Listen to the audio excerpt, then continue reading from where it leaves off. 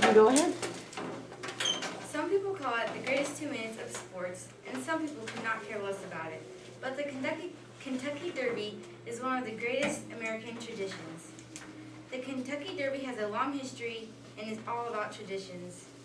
I'm going to talk about how the Derby started, the traditions of the Derby, and a couple of the horses. The Kentucky Derby was started by Meriwether Lewis Clark, the grandson of William Clark.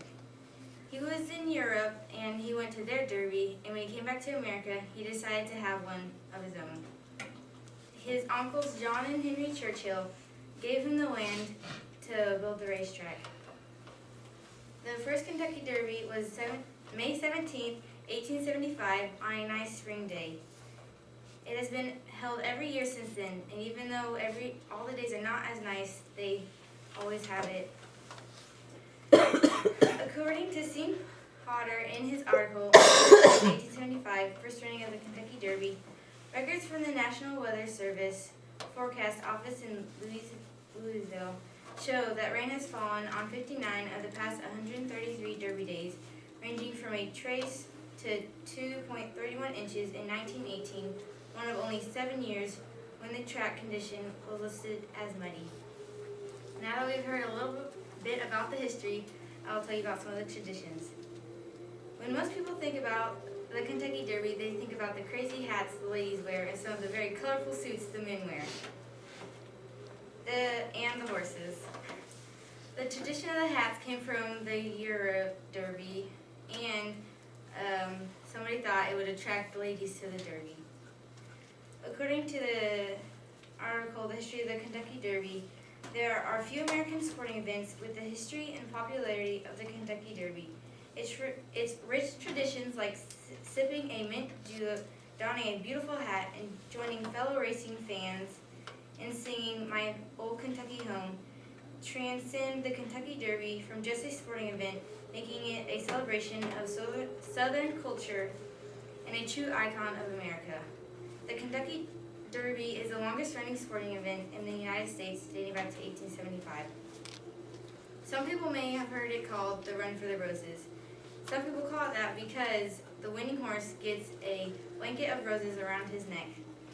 According to Tierney Sneed in her article, The Origin of Your Favorite Kentucky Derby Traditions, the beautiful blanket of 564 roses placed on the winning horse traces its roots to a strand of roses introduced to America in the 1870s.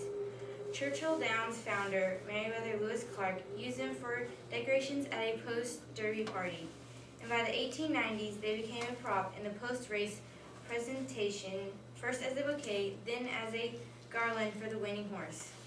Bill Curran, who went on to be the president of Churchill Downs, coined the term the Run for the Roses in 1925 when he was one of Wynn's favorite sports writers.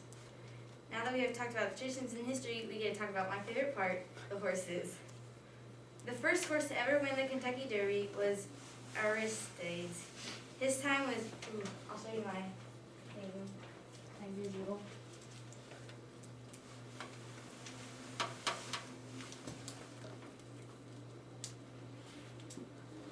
And that's Aristides when he won, and his time was 2 minutes and 37 seconds. The horse that has the fastest time ever was Secretariat.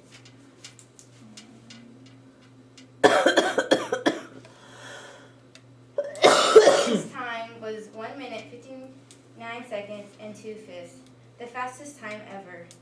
He broke many of the records of the races he ran, and even some world records. He was the second horse to win the Triple Crown, which is an award a horse gets when he wins the Derby, the Preakness, and the Belmont Stakes. He is the greatest racehorse to ever live. These are all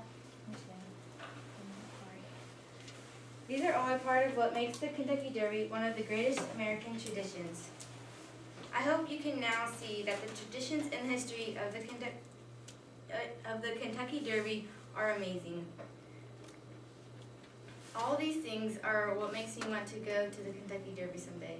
Okay, thank you very much. Let's give a round of applause. Thank you, Eunice.